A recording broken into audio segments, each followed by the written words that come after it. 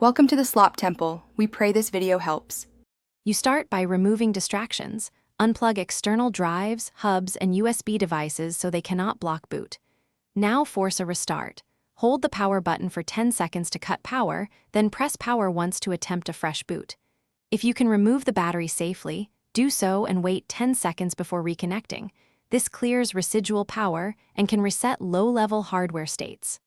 Once done, make sure the charger is connected and the indicator light shows activity before continuing. Next, run targeted boot modes to isolate the issue. To enter safe mode, hold Shift immediately at startup.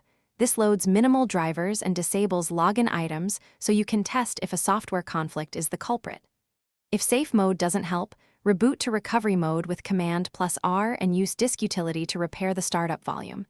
This fixes file system errors that stall boot. Finally, reset NVRAM and PRAM by holding Option, Command, P, and R for about 20 seconds to clear corrupted settings. If repairs and resets don't resolve the hang, reinstall Mac OS from recovery mode.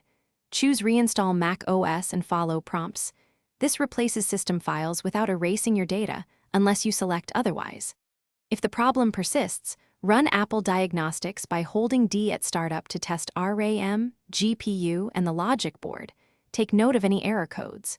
If diagnostics identify hardware faults or you still see a stuck boot, make sure to back up your data and contact Apple Service or a certified technician for part replacement.